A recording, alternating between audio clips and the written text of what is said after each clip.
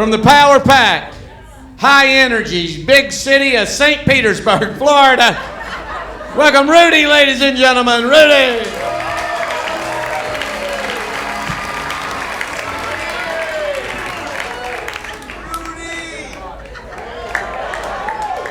Thank you. I couldn't find my concert shirt from the 70s, and I don't think it would fit anyway. But I'm really glad to see all of you here because I want to talk to you tonight about Jesus, or Amway. Take your pick. Now really, what I was doing the other day, like any older white man, is I pulled out the New Testament. I was reading about the Christmas story, and it raised a few questions. Now I'm Catholic, and I don't want to go to hell for this, but I just had a couple questions. Why do they call it the New Testament? It's not that new. You're going to go home driving and go, oh, I get it now. But the other thing is, you know, the Christmas story, everybody knows the Christmas story. It's a great little story about this man and woman on vacation through Israel going to Bethlehem, kind of. But when I read about it, I thought, you know what? Mary and Joseph driving through Israel. Mary and Joseph.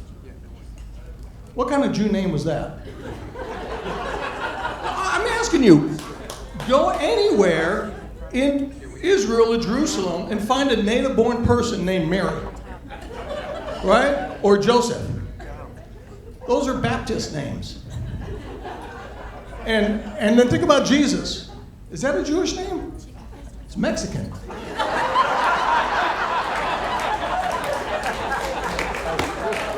I'm just asking questions, okay? But it probably does help. You know, if you think about it, through life, it's a little easier if you hit your thumb with a hammer. Wouldn't you rather say, Jesus, Mary and Joseph, than Ezekiel, Rebecca, and Ham? It just makes things a little easier.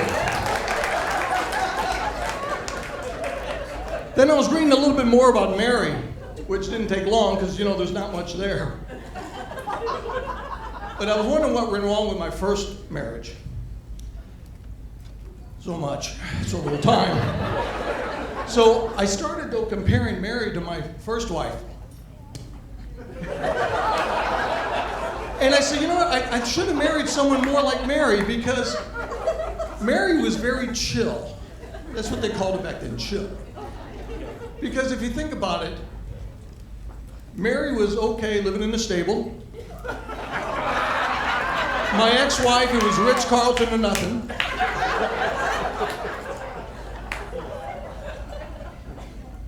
Mary rode a donkey all day. My wife, ex-wife, rode my ass all day. And the other thing is, you know, Mary was very chill when she found out there was no room at the inn. You know, my ex-wife, she'd have been like, no room? What do you mean no room? God, didn't you call ahead? I told you to call ahead. Jesus, Mary and Joseph.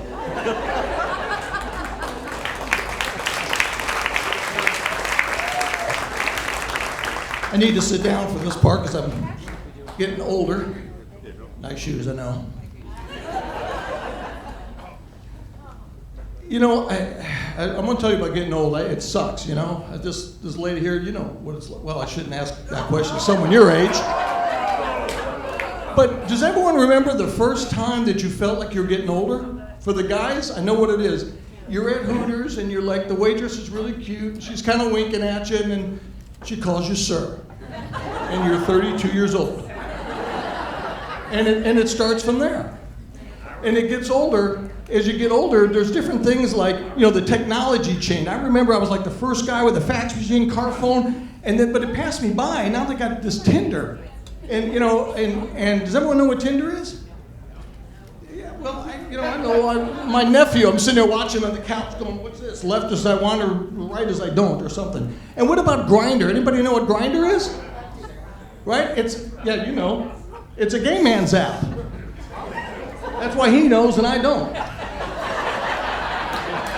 But when you get older, all kinds of things happen. Like, you know, my wife and I now, we finish each other's sentences. And not just the ones that end, oh yeah, well fuck you too. And then I was going to get some Viagra, but you know they're $40 a pop? For $40, I'll just go ahead and get a hooker and make her do all the work. And then there's the medical procedures you got to go through. And I'm just going to run through a couple real quick. Like the vasectomy, okay? I had a vasectomy, and the worst part is you're laying there, you're all numbed up, and what happens is, in my case, is this big nurse walked in, took one look at me, and said, "Oh, you poor child, you must be cold."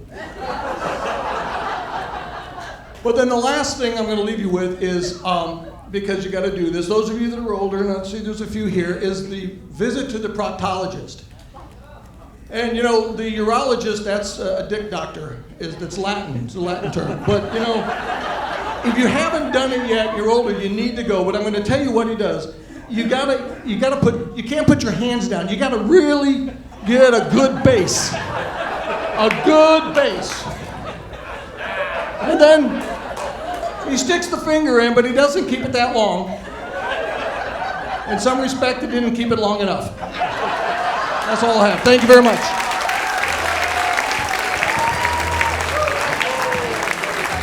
That's Rudy, ladies and gentlemen. Rudy!